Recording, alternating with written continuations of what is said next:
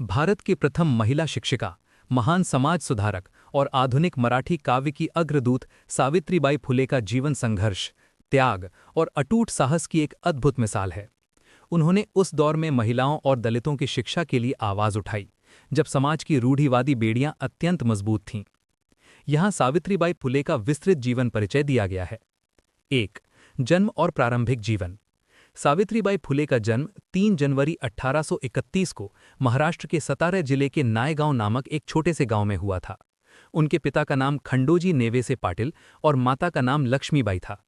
वे अपने परिवार की सबसे बड़ी बेटी थीं। उस समय के सामाजिक रीति रिवाजों के अनुसार सावित्रीबाई का विवाह मात्र 9 वर्ष की आयु में 1840 में ज्योतिराव फुले, जो बाद में महात्मा ज्योतिबा फुले के नाम से प्रसिद्ध हुए, से कर दिया गया। विवाह के समय ज्योतिबा की आयु 13 वर्ष थी। 2.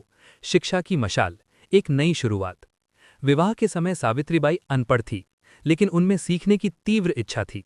ज्योतिबा फुले ने अपनी पत्नी की प्रतिभा को पहचाना और उन्हें घर पर ही पढ़ाना शुरू किया। ये उस समय के कट्टरपंथी समाज के विरुद्ध एक क्रांतिकारी कदम था। सावित्रीबाई ने अपनी प्रारंभिक शिक्षा अपने पति से ली और बाद में अहमदनगर और पुणे में शिक्षिका बनने का प्रशिक्षण यानी टीचर ट्रेनिंग प्राप्त किया। इस प्रकार वे भारत की पहली प्रशिक्षित महिला शिक्षिका बनी। 3. भारत का पहला बालिका विद्यालय। 1 जनवरी 1848 को पुणे के भिड़ेवाड़ा में ज्योतिबा और सावित्रीबाई ने बालिकाओं के लिए भारत का पहला स्वदेशी स्कूल खोला। ये भारतीय इतिहास की एक युगांतकारी घटना थी। शुरुआत में स्कूल में केवल 9 छात्राएं थीं, जिनमें विभिन्न जातियों की लड़कियां शामिल थीं। सावित्रीबाई स्वयं वहां प्रधानाध्यापिका बनी। 4. संघर्ष और अपमान का सामना। सावित्रीबाई के लिए ये मार्ग फूलों की सेज नहीं था। जब वे स्कूल पढ़ाने के लिए घर से निकलती थीं, तो समाज के कट्टरपंथी लोग उन पर गोबर, कीचड़ और पत्थर फेंकते थे। उनका मानना था कि महिलाओं का पढ़ना धर्म के विरुद्ध है। सावित्रीबाई हमेशा अपने थैले में एक अतिरिक्त साड़ी लेकर चलती थीं। स्कूल पहुंचकर वे कीचड़ से सनी साड़ी बदल लेती थीं और पूरे उत्साह के साथ बच्चों को पढ़ाती थीं। उन्होंने कभी हार नहीं मानी और अपने विरोधियों से कहा, मैं अपने भाई बहनों को शिक्षित करने का पवित्र कार्य कर रही हूं। आपके पत्थर और गोबर मेरे लिए फूलों के समान हैं। 5. सामाजिक सुधार और सत्यशोधक समाज। सावित्रीबाई और ज्योतिबा का लक्ष्य केवल शिक्षा तक सीमित नहीं था। उन्होंने समाज की हर कुरीति पर प्रहार किया।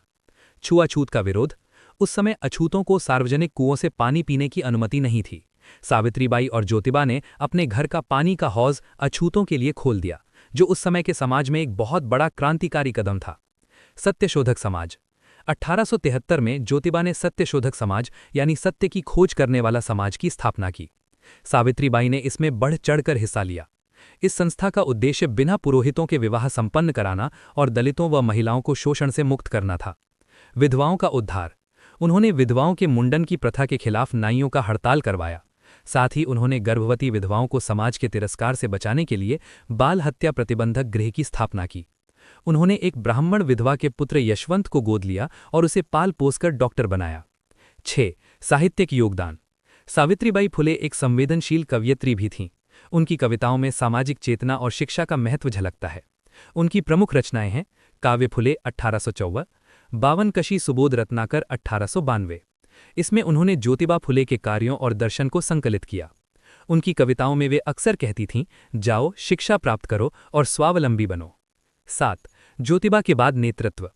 1890 में महात्मा ज्योतिबा फुले के निधन के बाद कई लोगों को लगा कि आंदोलन थम जाएगा, लेकिन सावित्रीबाई ने न केवल सत्यशोधक समाज की कमान संभाली, बल्कि अपने पति के अंतिम संस्कार में चिता को अग्नि देकर सदियों पुरानी परंपरा को तोड़ा। उन्होंने अपने जीवन के अंतिम क्षणों तक समाज सेवा का कार्य जारी रखा। 8. अंतिम समय और बलिदान। 1897 में पुणे में भयंकर प्लेग महामारी फैली। सावित्रीबाई अपनी आयु 66 वर्ष की परवाह किए बिना पीड़ितों की सेवा में जुट गईं। उन्होंने अपने डॉक्टर बेटे यशवंत के साथ मिलकर प्लेग पीड़ितों के लिए अस्पताल खोला। एक दिन वे एक प्लेग पीड़ित दलित बच्चे को अपनी पीठ पर लादकर अस्पताल ले जा रही थीं। इसी दौरान वे स्वयं भी इस संक्रामक बीमारी की चपेट में आ गईं। 10 मार्च 1897 को भारत की इस महान बेटी का निधन हो गया। सावित्रीबाई फुले की विरासत। आज भारत में हर शिक्षित महिला सावित्रीबाई फुले की ऋणी है। उन्होंने शिक्षा को केवल अक्षरों का ज्ञान नहीं, बल्कि आत्मसम्मान और मुक्ति का मार्ग माना। उनके सम्मान में महाराष्ट्र सरकार ने उनके जन्म दिवस 3 जनवरी को बालिका दिवस के रूप में मनाना शुरू किया। पुणे विश्वविद्यालय का नाम बदलकर सावित्रीबाई फुले पुणे विश्वविद्यालय कर दिया गया।